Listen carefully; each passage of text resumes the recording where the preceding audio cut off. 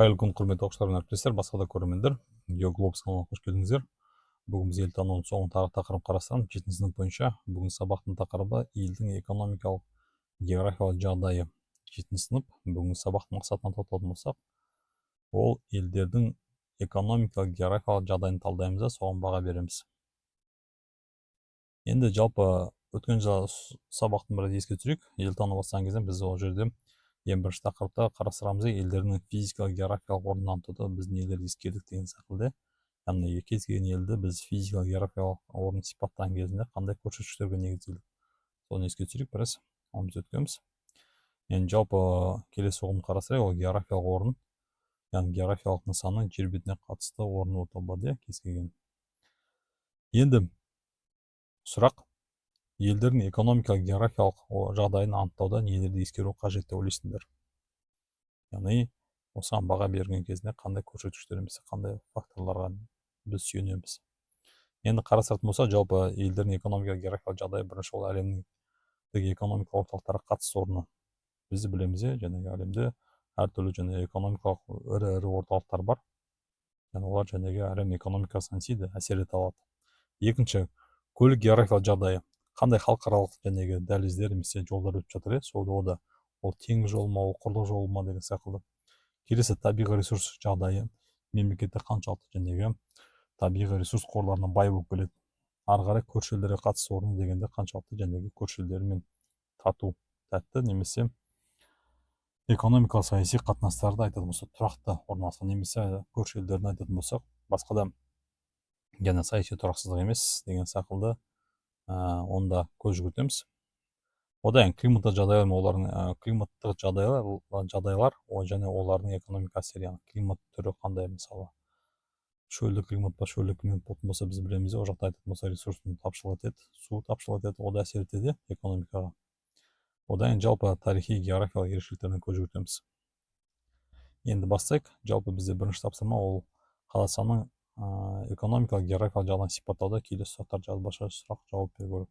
Ең бірінші біз не істейміз? Қазақстан сипаттап жатыр, одан барып не істейміз? Басқа мемлекетпен салыстырамыз. Бірінші, Қазақстанның географиялық орналасуын жазатын болса, әлемнің қай аймағында орналасқан? Бұл бізге оңай сұрақ деп ойлаймын, жазып бере аламыз. Теңізге немесе мұхитқа шығу мүмкіндік бар ма? Жоқ па? Иә, жоқ деп жауап береміз. Келесі, көліктің қолжетімділігі мен инфрақұрылымы. Бұл жерде негізгі сұрақ ол теңіз, темір жол, автомобиль және әуе көліктерінің желісінің қай түрлері дамыған. Яғни Қазақстанның ішінде бұл көлік түрлерінің қайсы түрі жақсы дамыған, соны жаза кетеміз. Ары қарай, аэропорттар, әуежайлар, көлік дәліздерінің болуы. Ондай бар ма? Бар болса, мысал келтіреміз. Келесі, табиғи ресурстар. Қазақстанда қандай табиғи ресурстар бар? Жалпы көлемін немесе айтуға болады, мысалы әлеуеті бойынша нешінші орында тұр деген секілді. Ары қарай, ел шикізат импортына қаншалықты тәуелді, яғни біз шикізатқа тәуелдіміз ба, тәуелді емес, соны жаза кетеміз. Одан көрші елдердің жағдайы, қай елдермен шекаралас, көршілес елдер жазып шығамыз, қандай елдер бар бізде, олармен саяси экономикалық байланыс қандай, яғни соңында не істейміз, түсіндіріп жаза кетеміз. Келесі, климат пен табиғатты бағалау. Қандай климаттық жағдайлар басым бізде, яғни біз мемлекетімізде және жаз кезінде, қыс кезінде деген секілді. Ауыл шаруашылығының туризмге және энергетикаға қалай әсер етеді? Бұл және климат және табиғат ресурстарды бағалаған кезінде. Одан кейін тарихи география факторлар дегенде бұл отарлау, соғыс, миграция толқындары Қазақстанда болды ма деген сияқты. Бар болса қай кезде болды, оның бәрін еске түсіреміз. Яғни отарлауда, яғни біз басқа елдің бодандығында болдық па дегенде, олардың және экономикалық географиялық жағдайына әсерінен болды ма деген, оған сұраққа жауап береміз, осы факторлар. Келесі енді тапсырма беріледі. Бұл жерде тапсырмада берілген мәтінді қолдана отырып бізге Нидерланды және Қазақстанның экономикалық географиялық жағдайына баға береміз. Баға берген кезде мына кесін толтыру керек, мәтінді оқи отырып. Бірінші сұраққа жауап береміз. Теңізге шығу, шыға алмау, Қазақстанда жоқ, Нидерландда иә деген секілді. Нарыққа қатысты орны, мысалы Қазақстан қандай нарыққа жақын орналасқан, Нидерланд қандай нарыққа жақын орналасқан. Нидерланд айтатын болса, бұл көбінесе Евроодаққа жақын орналасқан, бізде оны плюс ресурстарға қатысты жағдайы. Қазақстан территориясы өте үлкен, яғни ресурстарға біз бай болып келеміз. Нидерланд территориясы өте кішкентай болып келеді, онда ресурстардың саны, көлемі біздікінен қарағанда өте аз болып келеді. көлік жүйесінің қандай түрлері дамыған, одан көршілес елдер қандай экономика әсерін жаза кетеміз. Одан барып не істейміз? Егер де тапсырма орындап болғаннан барып осы тапсырманың жауаптарын танысып талдаймыз. Жақсы, енді келесі кез келген елдің экономикалық географиялық жағдайының артықшылықтары мен кемшіліктері болады.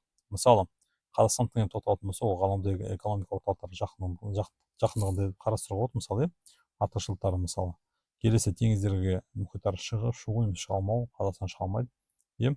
Келесі табиғи ресурстардың байлығы ода есептеледі. Сауда жолдарының қиылысында орналасуы, егер де мысалы Қазақстан теңізге шыға алатын болса, ол бізде және үлкен бір плюс болып есептеледі. Одан сауда жолдарының қиылысында орналасу ода есептеледі. Одан көршілес елдермен жақсы саяси қарым-қатынас. Кемшіліктерге теңізге шыға алмау, әлемдік нарықтардан алшақтық, қиын табиғи жағдайлар, аймақтағы саяси тұрақсыздық, егер де жиі соғыс немесе басқа да қақтығыстар болып тұрса, ода кері әсер етеді экономикаға. Табиғи ресурстардың жетіспеушілігі, одан кейде көршілес елдер ода әсер етеді.